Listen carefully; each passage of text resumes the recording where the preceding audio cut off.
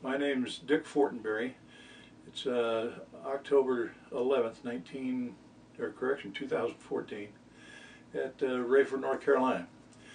We're doing this interview that we were asked to do. I'd like to explain a few things, how I got started in the sport of skydiving.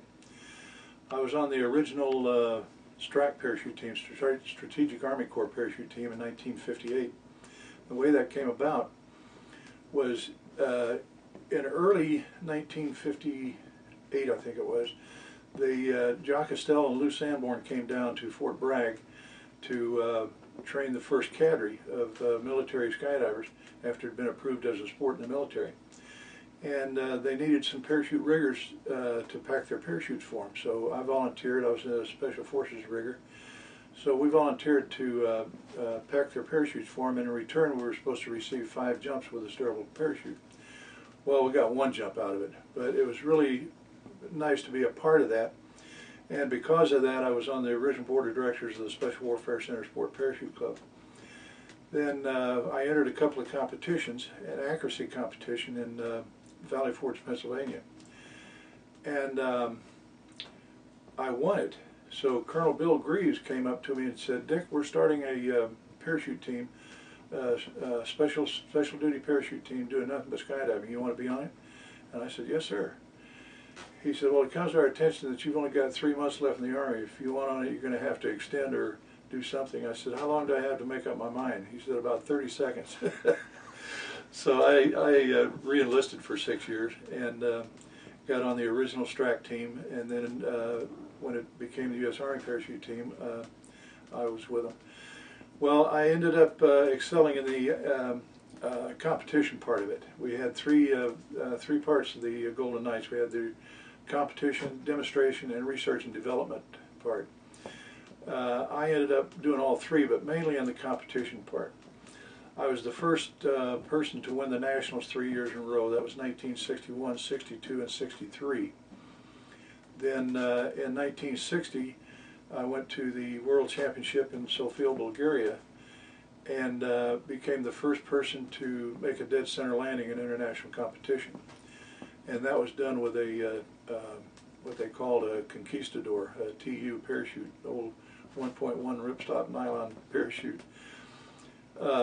I should have won the meet that year. On my last jump, I dislocated my elbow on my 3rd accuracy jump and couldn't make my last jump. So I had to count whatever I had.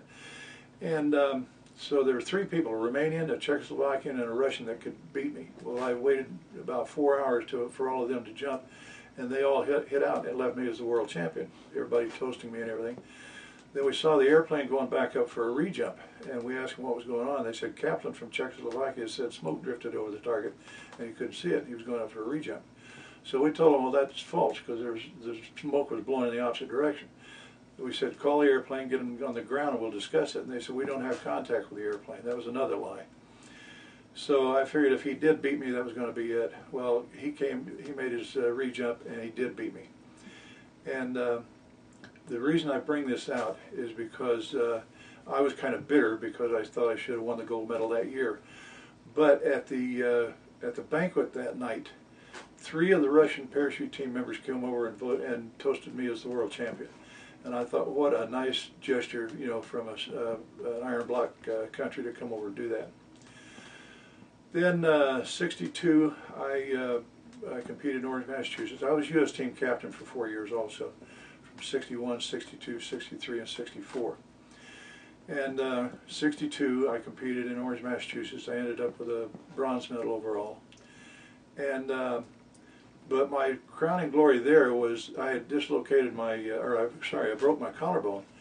And Deke Sonicson asked, because I couldn't jump, he asked me if I would train the women's team. It was the first year we had hosted a complete women's team. So I said, all right. And so I took these women and I watched them for a while and then started training them. And I made them work as a team. They were having the guys help pack their parachutes. They were spotting for them, doing things like that. So I told them from now on, if you can't spot for yourself, you can land in Tennessee as far as I'm concerned.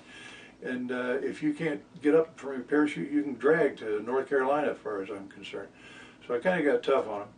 And they started really becoming a team and helping each other, helping close each other's pack trays, spotting for each other, and they really developed as a team. And they ended up with Muriel Simbro winning the gold medal overall, and the women's team in their first ever world competition won the gold medal. And I felt so proud of them for that. I've just always felt that they'll be my ladies from now on, you know. Then 64, I gave up my slot on the U.S. team because I wanted to win the nationals for the third time, which I did. But then I gave up my slot on the U.S. team because I thought I'd had all my chances, and there's these young kids coming up now, you know, they're going to beat me. And I got a directive from the Department of the Army saying, you will represent the United States in the next World Championship.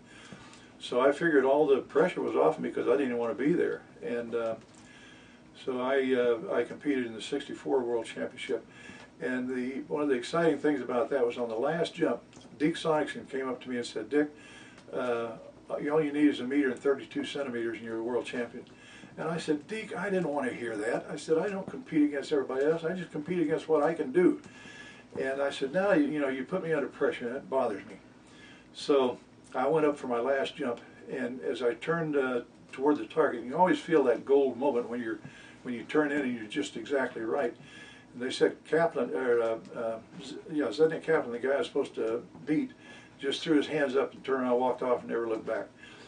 But when I came in, I made one little bad adjustment, and I missed the center of the target. I hit 1.42 meters. And I thought, here I am, a bridesmaid again. And I come walking off the drop zone. They said I was just white as a sheet. And everybody said, what'd you do? What'd you get? And I said, 1.42 meters.